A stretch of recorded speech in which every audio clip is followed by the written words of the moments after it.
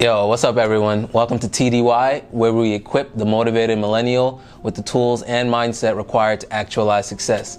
For those that don't know me, my name is Winston, but you could call me Winnie. And today I want to talk on a subject that really, I don't know, man. I was reminiscing this last week and it really hit me hard again. So I was taking a professional certification exam a couple weeks ago, right? And in the exam, I'm literally sitting there sweating bullets. And it reminds me of my freshman year of college when I'm sitting in a calculus classroom, right? Like, and my lecturer is up there, he's talking, he's doing all these examples on the board, more letters than numbers in a math class. I have no idea why, right? And I'm just sitting there like, how to get a high-paying job without a college degree. And at the time, nothing came up, right? It was like become an actor or whatever. And you know, I kind of just put it off to the side. But now, especially in tech, it's becoming a lot more prevalent where we see a lot of high-paying jobs that don't necessarily require full bachelor's degrees or full master's degrees or even PhDs. And today I want to actually talk about those. So I guess before I get to like the actual meat of this, I want to talk more about the psychology, because it baffles me that this debate is still going on, right? This whole, you need a degree to get six figures, right? Like, do you really need that to get a six-figure job, and so on. And I just figured I might as well put my 2 cents in here, because technically I was in that pay scale without a degree, and I was able to do it. And I wanted to share some of the jobs that are open that you can do this with, and kind of like the thought process to how you go about getting into this position. So now, even though I eventually got my bachelor's degree, and I will likely go back for my master's and my PhD because I want to be in academia, I still want to present these options because I've quickly realized in my 6 years of college that college is not for everyone. And the quicker that we all realize and come to this realization and kind of disseminate this knowledge to everyone so they can feel more comfortable with their decisions, the better their life will be. Because then they won't be wasting their time trying to live up to something that might not necessarily be the best route for them. It literally always baffles me how people are so comfortable coming like $100,000 out of pocket clean, right, in student debt for a college degree, but then are scared of things like stocks and real estate. When in actuality, only 47% of college graduates have a job with their degree. And of that 40%, the average is $50,000 a year. Let that sink in. 53% of college graduates do not use their degree in their job. That's why I made this video, because I wanted to show an alternative to that problem. So I've done some digging, and I found 3 of the highest paying, best IT jobs with great growth projection, and best of all, they don't even require a college degree. I'll tell you what these jobs are, I'll tell you how to get them, and I'll tell you how much they make and the projections for them. So stick around, y'all.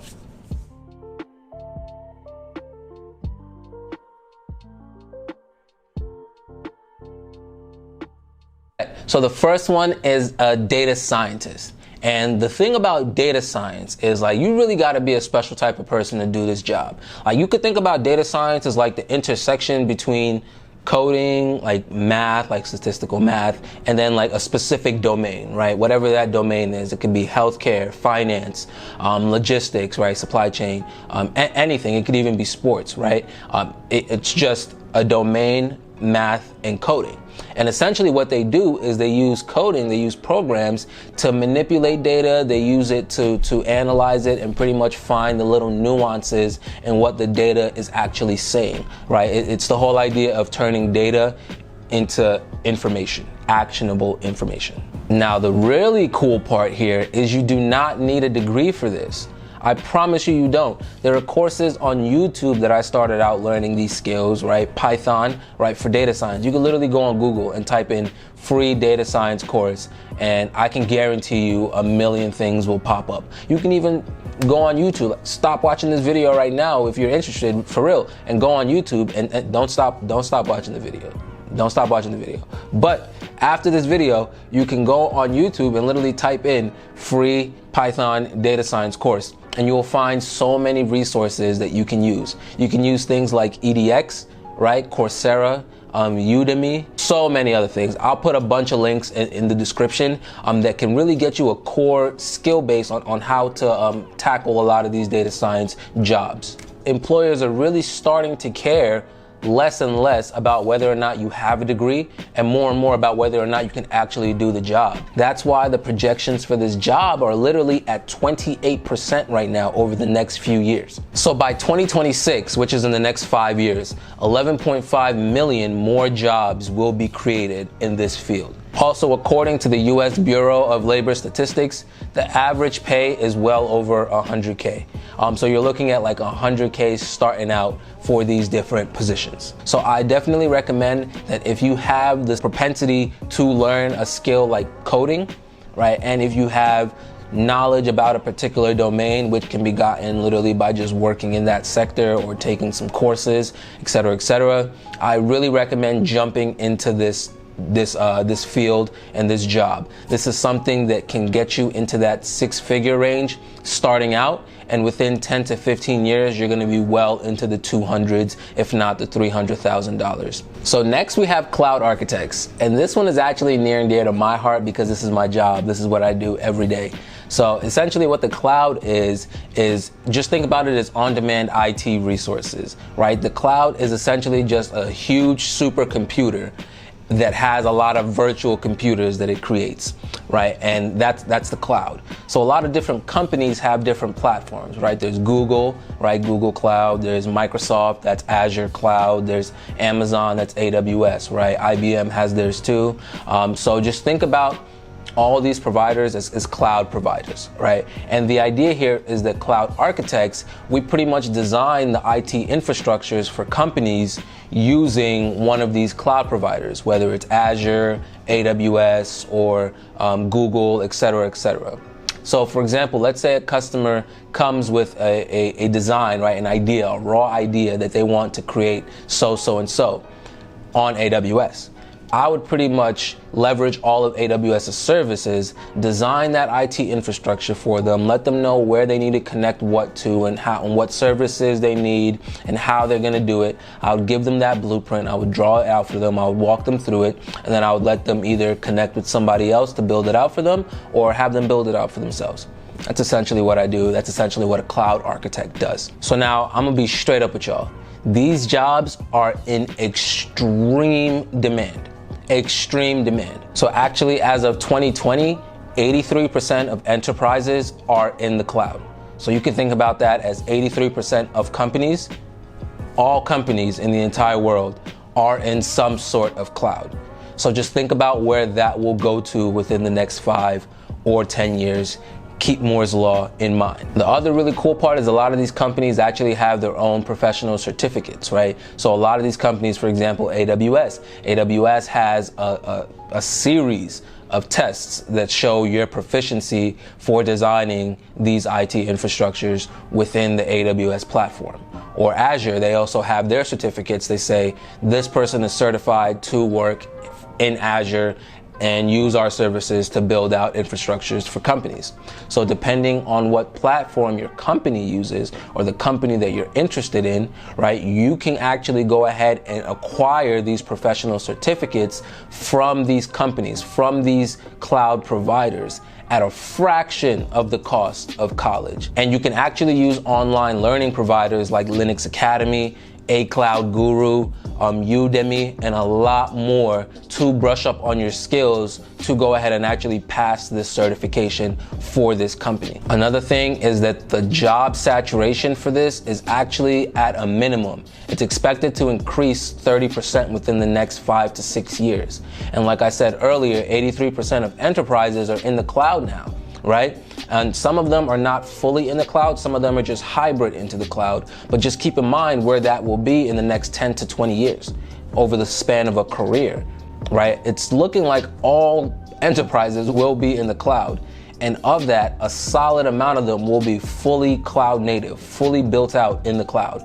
So these jobs aren't going anywhere. So in this video, I only mentioned cloud architects, right? But they're cloud engineers, they're cloud data scientists, they're cloud data center workers, right? They're cloud system admins, right? The whole IT spectrum is just being reinvented in the cloud. It's not taking away old IT jobs. It's simply just reinventing and optimizing how they work within the cloud. So if you're a system admin, right, it's very, very easy to become a cloud system admin as well. Same concepts, just imagine instead of a physical computer you're working on, you're now working on a virtual computer. Okay, so lastly, we have software engineers. And software engineers, coders, programmers, right, software developers, it all means the same thing. It means that you sit down with a hoodie on and you code all day. Now the cool part about this is that it has a bunch of different flavors because software is everywhere, right? Software is in your microwave, software is in your TV, it's in the video games you play, it's at the bank, it's whatever you want to make it. So there are software developers for literally every aspect of life and every depth of interest. Also, there are a bunch of different languages that people use to code. And this is because different things require different languages. Different languages are either faster, easier to use, or work better with certain designs or applications, right? So whatever you decide, whatever language you decide to learn when looking to become a programmer is really up to whatever you plan on doing. So if you're looking to build games, you might want to go C++ or C, right? But if you're looking to do data science, you might want to go R or Python. If you're looking to just be like an all-around person, you might just want to learn Java because it's very versatile and object-oriented as well. So now a lot of people actually go ahead and go get computer science degrees to be software developers. But I'll bet I will literally talk to 100 computer science majors right now, and only 2 of them will tell me that they actually learned how to program in a classroom. And those 2 will be capping to my face. They'll be lying right to me because there's no way you're gonna sit in a lecture hall for 3 hours a week and you're gonna learn how to program. No, it doesn't work that way. But this is advantageous for us because we have to learn it by ourselves anyway at home. We could just circumvent the whole route of college and lecturing and just go open YouTube, open an editor, right? Like a text editor, and practice and learn this skill for yourself. I promise you, it's really not hard. It's like anything else. You just have to do it a couple times and you'll get it. So there are also these things called coding boot camps where for 14 weeks you spend about 40 hours a week in a classroom with an instructor who teaches you how to code. Even though these do cost about like $20,000, the really cool part is a lot of them don't charge you until you've gotten a job afterwards. And then after that, it's kind of like a repayment plan that usually takes a couple years to pay back. It's only $20,000. It sounds like a lot to some people, but it's very cheap compared to a 4-year degree for a lot of places, and it gives you the same skill set in 14 weeks rather than 4 years. I definitely think that these coding boot camps are great alternatives to grab the skill that is called coding, right? But something to keep in mind is that during these boot camps, right, they're pretty much just going to teach you the exact same way that you would teach yourself, which is by doing different projects. So if you literally just go on Google and you type in cool coding projects for whatever you want to do, if it's machine learning, cool coding projects for machine learning, if it's game development, you know, just literally Google it, go on YouTube, you'll find these resources, you'll find these things that are available to you, and then you can just do the projects. Take as long as you need to take to get these projects out of the way. Once you've got them out of the way, you've done about, you know, 6 months to a year worth of projects, and you have it on your GitHub. GitHub is just think of it as like a portfolio for coders, right? Just a way to keep all your projects in the same place. Once you have a pretty robustly built out GitHub, you could apply for any programming job and show them your GitHub and tell them, yeah, I didn't go to college, I did this boot camp or I trained on my own, and they will give you the job. So the outlook for software developers is actually projected to grow 22% over the next 8 years. That number is consistently growing, and tech, keep Moore's law in mind, tech is always going to grow, right? And they're always going to need somebody to be able to write code. Code is everywhere at this point. So entry-level position, you're going to be looking at around $70,000, but the most advanced coders, right, the most advanced can easily go up into the past hundreds, 200s, and develop, depending on whether or not you specialize in something, right? For example, if you have the skill of programming, but then you choose to go into machine learning, right, you can easily go into the 300s without even batting an eye. Once again, I want to remind you that education is key, but education is not limited to a 4-year degree. Education is all around us. I made this video as an alternative for people that don't feel like college is for them and honestly would still like to get that lucrative position that college promises. If you like the video, then like the video, comment, tell me a little bit about other jobs that you've seen. If you want me to do other types of videos, like I'm a tech guy, right? But I could do things in finance, I could do things in the arts, I could do things in politics as well. Just let me know, comment that below as well. Other than that, I want you guys to stay blessed and stay driven. Peace.